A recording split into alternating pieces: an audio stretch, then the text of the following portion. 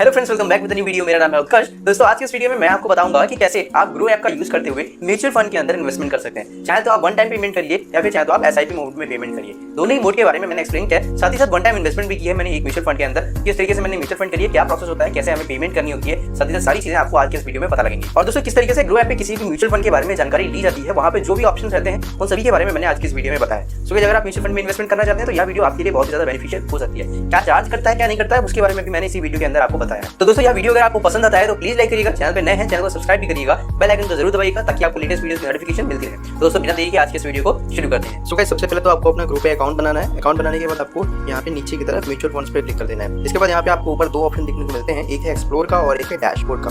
Explore यानी कि हम लोग देख पाएंगे कि यहाँ कौन से म्यूचुअल फंड्स अवेलेबल हैं जिसमें हम इन्वेस्ट कर सकते हैं, और ये जो डैशबोर्ड है यहाँ पे आपका द्वारा करा गया इन्वेस्टमेंट वो यहाँ पे शो करता है। साथ ही साथ यहाँ पे ग्रो जो है वो आपको एक ऑप्शन और देता है जो कि है इंपोर्ट योर फंड्स का। इंपोर्ट योर फंड्स का मतलब यह है कि अगर आपने ग्रो के अलावा किसी और एप्लीकेशन के अंदर म्यूचुअल फंड में इन्वेस्टमेंट कर रखी है तो आप उस सारी इन्वेस्टमेंट को ग्रो ऐप पर ला सकते हैं, फिर उसके बाद ग्रो में ही इन्वेस्टमेंट करना कंटिन्यू कर सकते हैं। यहाँ पे आपको इंपोर्ट टू फंड्स पे क्लिक करना होगा, फिर कुछ डिटेल्स आपसे जो भी पूछेगा वो आपको यहाँ पे भर देनी होगी। अभी मुझे ये नहीं करना है तो मैं यहाँ पे I don't have investment elsewhere click कर दूंगा, दैट्स इट, ये क्लियर हो जाएगा।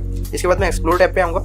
यहाँ पे हमें चूज करना है कि किस फंड में हम इन्वेस्ट करना चाहते हैं। यहाँ पे कई सारे कलेक्शंस आपको देखने को मिलते हैं। हाई रिटर्न, यहाँ पे हाई रिटर्न वाले म्यूचुअल फंड शो करेंगे। टैक्स सेविंग ऐसे फंड शो करेंगे जिनमें आपका टैक्स बचता है, यानी कि आप इसे अपना आईटीआर जब फाइल करेंगे तो ईटीसी के अकॉर्डिंगली इन सारे म्यूचुअल फंड्स में आपको टैक्स में छूट मिलती है। ये है बेटर देन एफडी, कुछ खास नहीं है, अच्छा रिटर्न नहीं है इतना, इनको आप बैक कर दीजिएगा। ये है टॉप कंपनीज, यानी कि टॉप म्यूचुअल फंड्स हैं जो अच्छा रिटर्न देते आए हैं, जैसे कि कोटक ब्लू चिप फंड, मेरे एसेट लार्ज कैप फंड। साथ ही साथ ये सब जितनी भी कंपनीज हैं ये टॉप जो स्टॉक्स होते हैं ना आपके large cap blue chip stocks उनमें इन्वेस्टमेंट करती हैं। फिर आपका एसआईपी विद 500, ये ऐसे म्यूचुअल फंड हैं जिनमें आप एसआईपी कर सकते हैं, वो भी 500 रुपये से। इसके बाद सेक्टर बेट्स में आपको सेक्टर वाइज म्यूचुअल फंड्स मिल जाते हैं, जैसे कि ICICI prudential technology direct plan growth, यानी कि इसमें जो इन्वेस्टमेंट होगी वो आपकी सारी टेक्नोलॉजी वाली कंपनीज के अंदर होगी। ऐसे ही है Tata digital India fund direct growth, digital sector के अंदर आपकी इन्वेस्टमेंट होगी।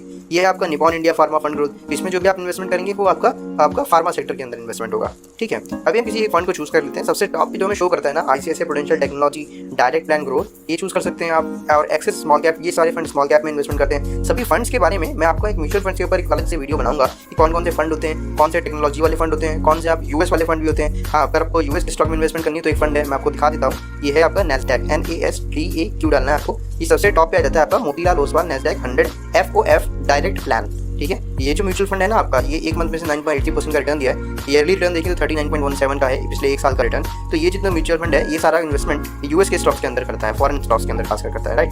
सो अभी हम किसी एक म्यूचुअल फंड को सेलेक्ट करते हैं। मान लीजिए हमने ICICI prudential technology direct plan growth को सेलेक्ट किया।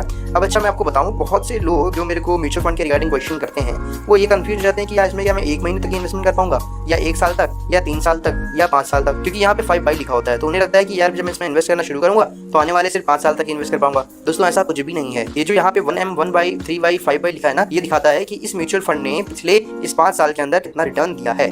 अगर हम ICICI prudential technology direct plan growth की बात करें तो ये जो 5 बाई पे हमने सेलेक्ट कर रखा है, इसका मतलब यह है कि इस म्यूचुअल फंड ने पिछले 5 सालों में 26.78% का रिटर्न दिया है। इसी तरीके से अगर आप 3 बाई कर देंगे तो 3 बाई का मतलब क्या है कि पिछले 3 साल में इस म्यूचुअल फंड ने 34.35% का रिटर्न दिया है। 1 बाई कर देंगे तो दैट मींस इस म्यूचुअल फंड ने पिछले 1 साल में 124.81% का रिटर्न दिया है। ग्रो ऐप पे आपको म्यूचुअल फंड के बारे में बहुत सारी जानकारी मिल जाती है। यहाँ पे आपका NAV होता है net asset value. Mutual fund के केस में आपको हमेशा NAV मिलती है, यानी कि जितने रुपए आप इन्वेस्ट करोगे और एक NAV की जो वैल्यू होगी उससे डिवाइड कर दीजिए तो उतने NAV आपको मिल जाते हैं। जैसे कि 138.6 तो है, तो मान लीजिए अगर यहाँ पे मैं 13,862 रुपए इन्वेस्ट करता हूँ, दैट मीन्स मुझे यहाँ पे 100 NAV मिल जाएंगी।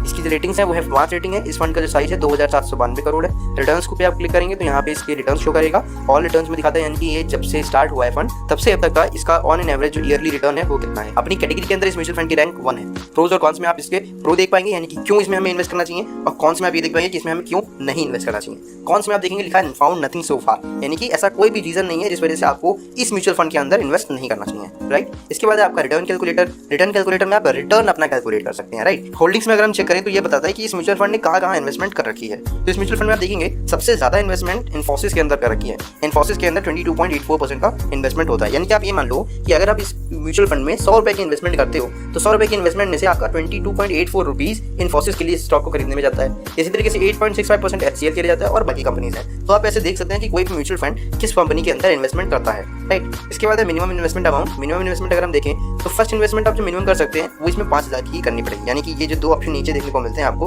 वन टाइम और मंथली SIP का। तो अगर आप वन टाइम पे क्लिक करेंगे तो इसमें आपको कम से कम 5,000 तो इन्वेस्ट करने ही पड़ेंगे। इसके बाद जो अगली इन्वेस्टमेंट होगी वो आप 1,000 रुपये से भी कर सकते हो, उसमें फिर कोई दिक्कत नहीं है। लेकिन अगर आप मंथली SIP सेलेक्ट करते हैं तो आप 100 रुपये की भी SIP इस वाले फंड के अंदर कर सकते हैं, जो कि बहुत ही अच्छा है इन्वेस्टमेंट करने के लिए। ठीक है, other plans of same fund, ये सेम फंड है यानी कि ICICI प्रूडेंशियल है ना, ICICI प्रूडेंशियल के ये बाकी और भी फंड है, यहाँ पे आप देख सकते हैं। तो दोस्तों यहाँ पे आपको दो ऑप्शन मिल रहे हैं, एक है वन टाइम और एक है मंथली SIP।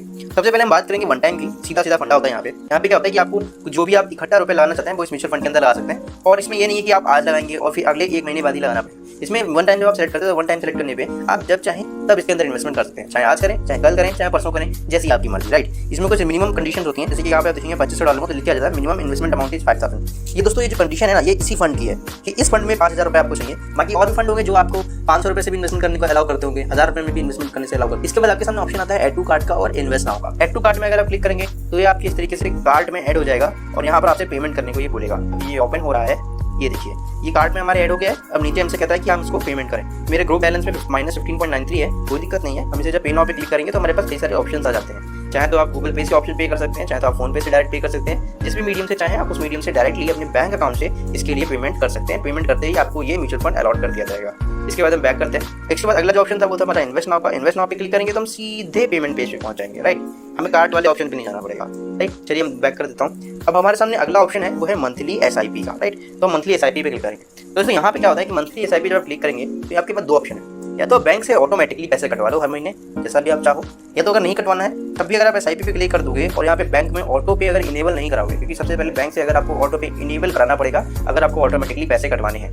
दोस्तों मैं आपको बता दूं म्यूचुअल फंड में बहुत से लोग इन्वेस्ट कर रहे हैं जिनके मेरे पास मैसेज आते हैं कि उनका चार्ज कट हुआ है। तो मैं आपको बता दूं कि ग्रो ऐप म्यूचुअल फंड के लिए आपसे कोई भी चार्ज नहीं लेता है। जो चार्ज लिए जाते हैं वो बैंक आपका लेता है, क्योंकि आपने उसमें ऑटो पे इनेबल कर रखा है। खासकर मैं अगर SBI की बात करूं यानी कि स्टेट बैंक ऑफ इंडिया, वह भी ऑटो पे इनेबल कराने पे SIP अमाउंट कट होने पे आपसे चार्ज वसूलता है। साथ ही साथ दोस्तों अगर किसी महीने में आपके बैंक अकाउंट में रुपए नहीं होंगे और ऑटोमेटिकली SIP कटिंग होगी तो वो वहाँ पे आपसे पेनल्टी भी लगाता है, ठीक है। तो दोस्तों ये आपके ऊपर है कि अगर आपके बैंक अकाउंट में उतना रुपए हमेशा पड़ा रहता है तो अब आप ऑटो पे इनेबल कर दीजिएगा। ऑटो पे इनेबल करने के बाद आपकी ऑटोमेटिक बैंक से SIP कर देगी। जब हमने SIP पे क्लिक किया था हमसे पूछता है कितने की इंस्टॉलमेंट हम करना चाहते हैं। जैसा कि हमने देखा था हम SIP 100 रुपये से कर सकते हैं, राइट। इस वाले म्यूचुअल फंड में आप 100 रुपये से SIP कर सकते हो, तो आप चाहे तो 100 कर दीजिए जैसा आपका मन करे।